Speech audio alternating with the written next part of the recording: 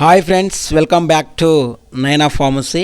ఈరోజు మన వీడియోలో రెక్స్కాఫ్ డిఎక్స్ సిరప్ గురించి అయితే తెలుసుకోబోతున్నాం. రెక్స్కాఫ్ డిఎక్స్ సిరప్ యొక్క కాంపోజిషన్, యూజెస్, మెడిసిన్ పనిచేసే విధానము, డోసెస్, అదేవిధంగా సైడ్ ఎఫెక్ట్స్ గురించి అయితే ఈ వీడియోలో పూర్తిగా తెలుసుకోబోతున్నాం. అయితే మొదటిసారి మీరు నా ఛానల్ చూస్తున్నట్లయితే ఈ వీడియో పూర్తిగా చూసిన తర్వాత మీకు యూస్ఫుల్ అనిపిస్తే లైక్ చేయండి, సబ్స్క్రైబ్ చేసుకోండి. మీ నుంచి నేను కోరుకునేది ఒక లైక్, ఒక సబ్స్క్రైబ్ మాత్రమే. వీడియోలోకి వెళ్ళిపోదాం. ఈ సిరప్ని HSN వాళ్ళు మ్యానుఫ్యాక్చరింగ్ చేయడం జరుగుతుంది. సిప్లా వాళ్ళు మార్కెటింగ్ చేయడం జరుగుతుంది. 100 ml గాను ₹116.55 ఎంఆర్పి అయితే ఉంటుంది. ఎంఆర్పి అనేది ఫ్యూచర్లో తగ్గొచ్చు, పెరగొచ్చు. ఈ సిరప్ యొక్క కాంపోజిషన్ చూద్దాం. ఇందులో 2 రకాల మెడిసిన్ ఉంటుంది. డెక్స్ట్రోమెథర్పిన్ హైడ్రోబ్రోమైడ్ 10 mg ఉంటుంది. క్లోరోర్పినార్మిన్ మ్యాలేట్ అయితే 2 mg ఉంటుంది. ఇప్పుడు యూజెస్ చూద్దాం. ఈ సిరప్ని కాఫ్కి అయితే ఉపయోగిస్తారు, అంటే డ్రై కాఫ్కి అయితే ఉపయోగిస్తారు. అంటే కాఫ్లో డ్రై కాఫ్ ఉంటుంది, వెట్ కాఫ్ ఉంటుంది.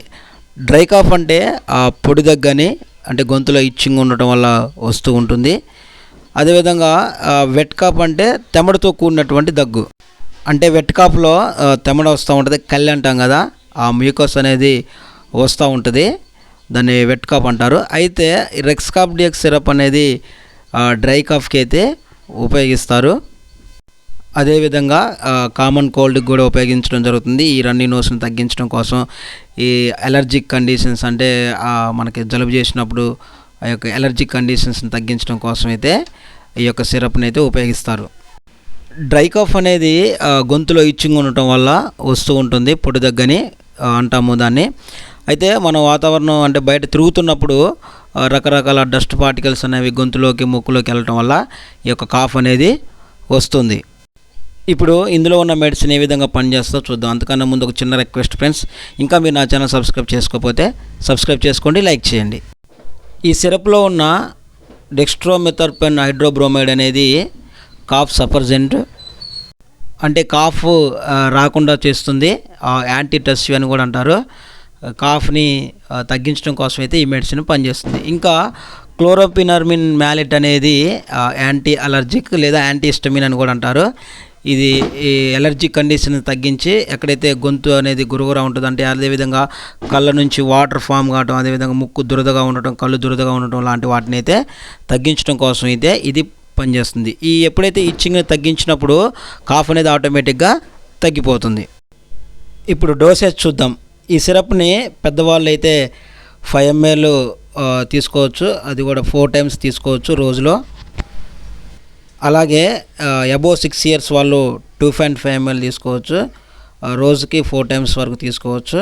అలాగే చిల్డ్రన్స్ అయితే, అంటే 2 నుంచి 6 సంవత్సరాల మధ్య ఉన్నవారు 1.25 ml అయితే తీసుకోవచ్చు, రోజులో 4 times వరకు అయితే ఈ సిరప్ని తీసుకోవచ్చు. ఇప్పుడు సైడ్ ఎఫెక్ట్స్ చూద్దాం. ఈ సిరప్ యొక్క సైడ్ ఎఫెక్ట్స్ కనుక మనం చూసుకున్నట్లయితే, ఈ సైడ్ ఎఫెక్ట్స్ అనేవి అందరిలో రావు, కొందరినే కనిపిస్తాయి. ఇర్రెగ్యులర్ డోస్ వల్ల, డోస్ ఎక్కువ తీసుకోవడం వల్ల కనిపిస్తాయి. అయితే ఎలాంటి సైడ్ ఎఫెక్ట్స్ అని కనుక మనం చూసినట్లయితే, ఈ సిరప్ తీసుకున్న వారిలో కొంతమందిలో మాత్రమే నోరు ఎండిపోయినట్టుగా ఉండటం, మలబద్ధకం, అదేవిధంగా కళ్ళు అనేవి మసకగా కనిపించడం, ఇంకా మత్తుగా ఉండటం లాంటిది అయితే కనిపిస్తుంది. ఇదండి రెక్స్కాఫ్ డిఎక్స్ సిరప్ యొక్క పూర్తి వివరణ.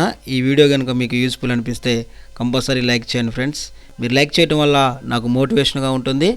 ఈ వీడియో ఇంకొక నలుగురు చూడటానికైతే అవకాశం ఉంటుంది. Thank you for watching. మీ ఆరోగ్యం బాగుండాలని కోరుకునే మీ వీరబాబు.